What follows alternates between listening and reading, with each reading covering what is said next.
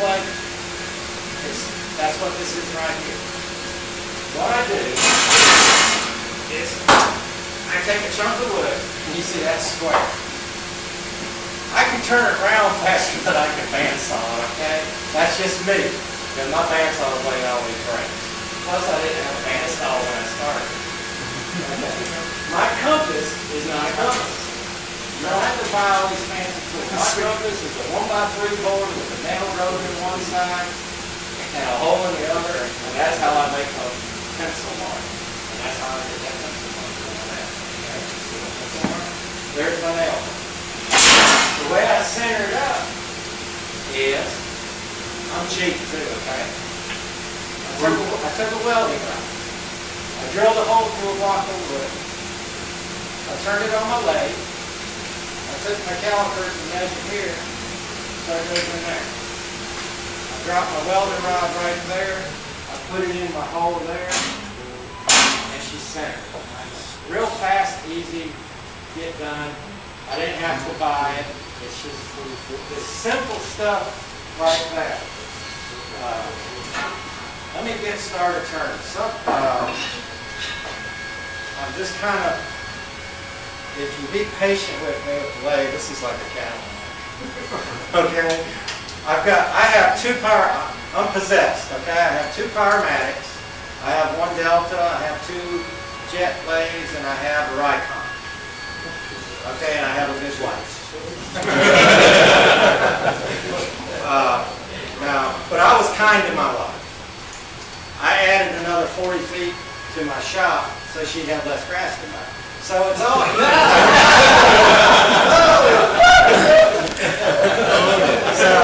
so my shop now is 80 feet long and 24 feet wide, and then I have an office that's 24 by 24, and I kept on growing. Then I've got another 12 by 12 area that was for my tractor, and now it's wood.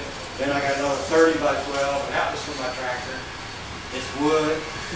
So I had to add, we were going to add just a garage setup for my wife. I said, well, you know, why don't you say 24 by 24 for my tractor that I can go out 40 more feet? So, but she says we have more grass. I don't understand that. She's got to bum me too. So, okay, we're going to get going. And we have a push lawnmower. Don't you guys feel sorry for us? Okay. Before we start, let me tell you what this log is. This log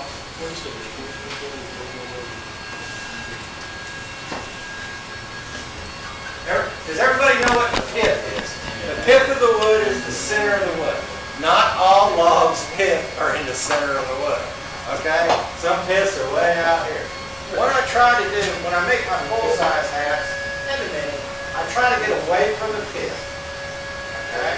As far as I can go. If I'm making a big hat, I want at least 8 inches from mark to there. So the logs I get usually are between 25 and 32-inch logs. And they're given to me. So I'm really blessed. Really blessed. I don't have to go out with the guys anymore in somebody's backyard, work half the night to get logs. All my logs are given to me. And this right here is where the brim is going to be. Okay? This is the hat top right here. So out of one blank, you can make 2 hats. Or out of one blank, you can make 2 bowls. In a lot of my logs, I have a lot of wood left over right here. So what I cut away the pith. People keep a lot of stuff. I don't keep this all. I got so much stuff. When I first started, I saved these little pieces of them. I still have them. I don't have time to clean it out. Okay. Then you got a lot of meat right there. I call the wood meat. Okay. So you still have a lot of meat there. What we're going to do, this was the bark, okay, and this was close to the pith. And what I do on these mini hats is I measure them out about 9 inches. That gives me room to play. The brim's going to be about 7.5 if I'm making a cowboy hat.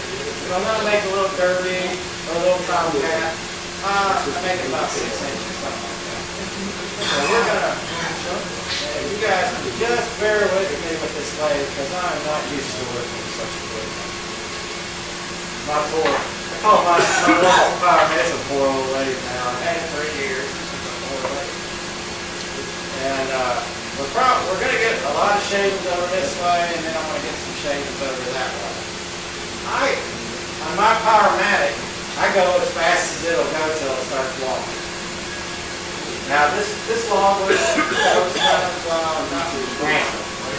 The way I'm going, the tool's got to rest on the tool plate, okay? And I'm right-handed, but I turn left-handed just because I don't want the shavings on it. Okay? I get enough fibers in my diet. And I've got it right in right. It's not quite 90 degrees. I got it turned just a little bit. So we're gonna off. What we're gonna do is just clean it up. That's all we're doing. I like this. And you don't ever move the tool rest while the lathe runs. Okay? That's rule number 1. What is that? Like a soul machine. I'm afraid to use it. Okay, what we want to do, this top, this right here is going to be the top of the half. I normally put a face plate. I usually use a 3-inch face plate. I'm not putting my face on this wall. That is my full cut. See how the shading are? See, it's just neat doing that all day. Just take an 18-inch, take an 18-inch log, put it up there, and start cutting away. Real pretty ribbons going up. I have 2 golden retrievers, and they love it. I have one sitting right there and one sitting right there. Yeah, they're going to be safe now. Let me tell you another story about these shields. I was at the Cabarrus County Fair. I had 3 broke ribs, and I was demonstrating 3 cracked ribs, whatever I was saying. They both hurt. I was demonstrating a hat. Well, we were kind of running out of wood, so we had oak. I never made a wood hat out of oak, but Chris says you can make it out of hardwood. See, I listen to the nectar. Well, it was pretty dry oak. It wasn't a real free oak tree. Well, I was turning away, and all of a sudden, like boom out of the way? It blew up. Oh yeah. I mean, I had to. That wouldn't hurt, yeah, because he doesn't need it. If he doesn't need it, yeah. And it blew up, and it put a pretty old round hole in that shield. One of the guys thought I got shot because I was holding my ribs. So, but. Talking about the accidents, wood turning can be dangerous. Let me tell you all the things that's happened to me. I'm not trying to scare you. I'm just telling you facts. I broke my toe wood turning. I went demonstrating for the Waxhaw Club, and when I came out of the coffee house, I missed a step and I broke my toe. So if it would have been for wood turning, I wouldn't have broken my toe. I still blame it on that. That's dangerous. This thing's running pretty true, so you can get it pretty true with that little jig. You don't have to eyeball it. You don't have to draw pencil lines and all that stuff. That's it. I like to run fast.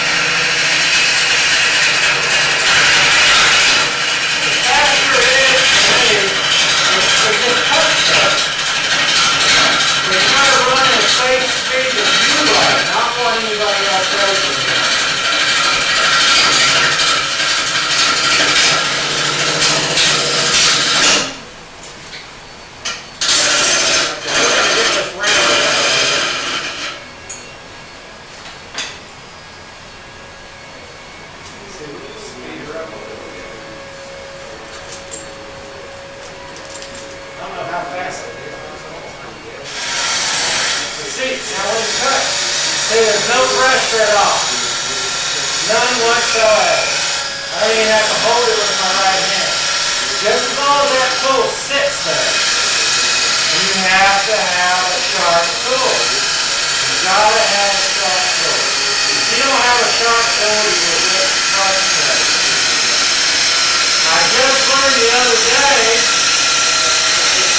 that I was sharpening my tools wrong. I had no idea that I wasn't allowed to use that diamond stone. No idea until I read it in the journal. I don't know who that fella is, but I've been sharpening my tools with it, and I'm going to continue to sharpen it with it. Because I don't get grooves in my stone. I don't wear one out. If anybody has these one-way tools, that's steel.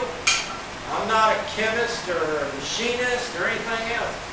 But I believe that tool right there is harder than that one. Because every time I put this on a stone, I get a groove. And I don't know, I might have not been doing things right, but I like the diamond stone. That's just me. Now, I might get a letter in the mail saying, you shouldn't be telling clubs that. Well, I like it. I just like it. So that's what I do. Plus, someone gave it to me for free for Christmas. That's a $150 stone, and they gave it to me. That's what I appreciate. Okay, who's been turning for less than a year? So we got quite a few. Okay, well, let me get something going. Okay.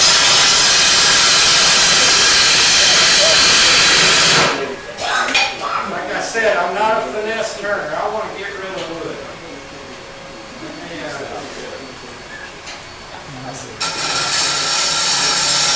Oh, the other thing that everybody was telling me is that you can't cut uphill. So I started, I said, okay, I'm not going to cut uphill. I swear, I'm not going to do it. You're not supposed to cut uphill. So that wood cut, that right there, cuts better that way than it does that way. It's just the grain of the wood. Okay? It's the way that tree is grown. Okay, you say, who's new? Can I get about two people up here? Is that okay? I get two or three people that has only been turning 1 year or less. I'm scared to say. Come on, come on. I want to show you. I sharpen my tools probably about 15 to 20 times when I make a hat. I don't sharpen my tool once a day. Okay? It don't take but a second. And we're going to take some measurements. We're going to put a chuck here, okay? I usually use a 3-inch face plate, so this is new for me. Just because I use the 3-inch, I use the face plate because you